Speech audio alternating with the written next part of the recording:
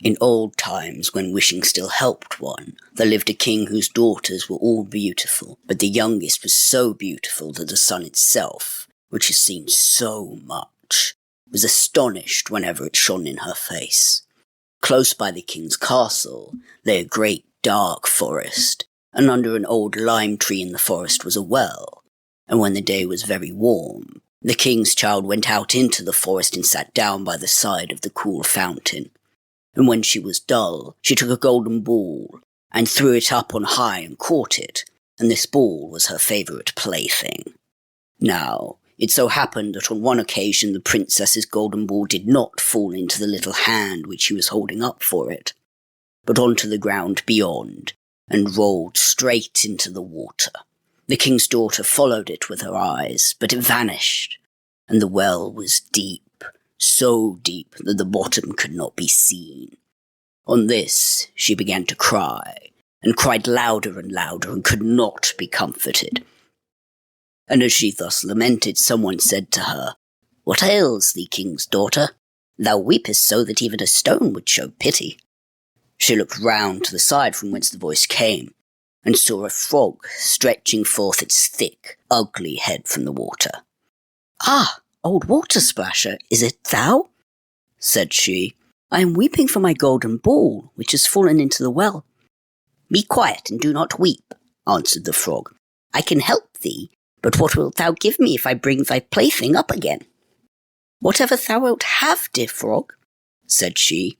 "My clothes, my pearls and jewels, and even the golden crown which I am wearing." The frog answered, "I do not care for thy clothes, thy pearls and jewels, or thy golden crown. But if thou wilt love me and let me be thy companion and playfellow, and sit by thee at thy little table, and eat off thy little golden plate, and drink out of thy little golden cup, and sleep in thy little bed, if thou wilt promise me this, I will go down below and bring thee thy golden ball up again."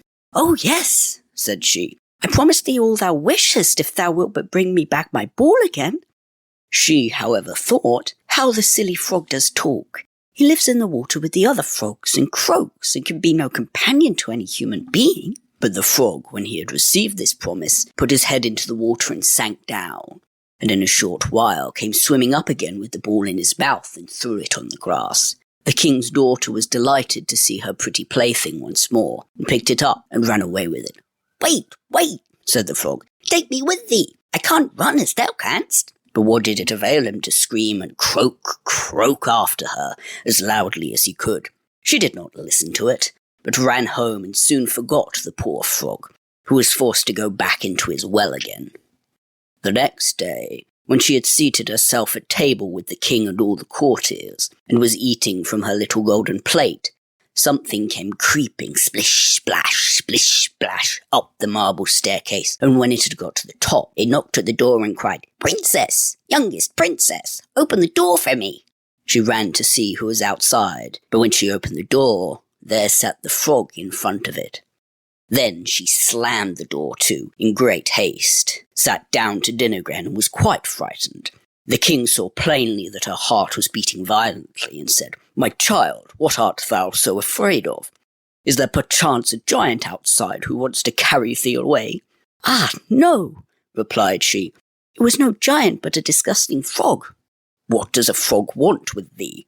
"Ah, dear father, yesterday I was in the forest, sitting by the well, playing. My golden ball fell into the water, and because I cried so, the frog brought it out again for me. And because he insisted on it, I promised him he should be my companion, but I never thought he would be able to come out of his water.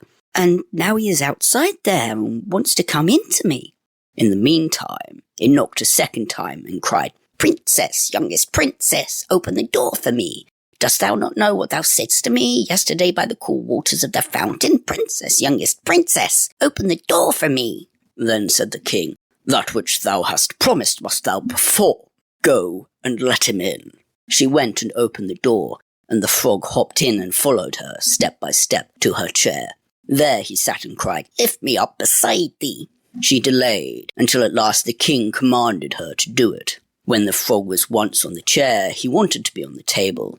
When he was on the table, he said, "Now push thy little golden plate nearer me, that we may eat together." She did this, but it was easy to see that she did not do it willingly.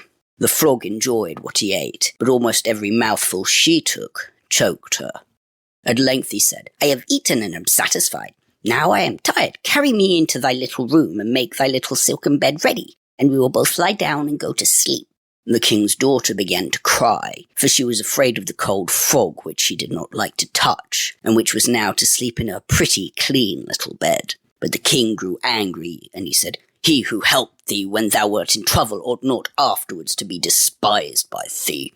So she took hold of the frog with 2 fingers, carried him upstairs, and put him in a corner. But when she was in bed, he crept to her and said, "I am tired. I want to sleep as well as thou. Lift me up, or I will tell thy father."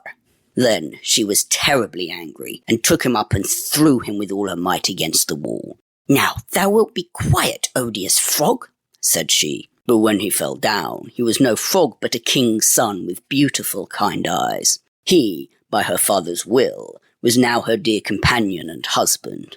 Then he told her how he had been bewitched by a wicked witch, and how no one could have delivered him from the well but herself, and that tomorrow they would go together into his kingdom. Then they went to sleep, and next morning when the sun awoke them, a carriage came driving up with 8 white horses, which had white ostrich feathers on their heads, and were harnessed with golden chains, and behind stood the young king's servant, Faithful Henry.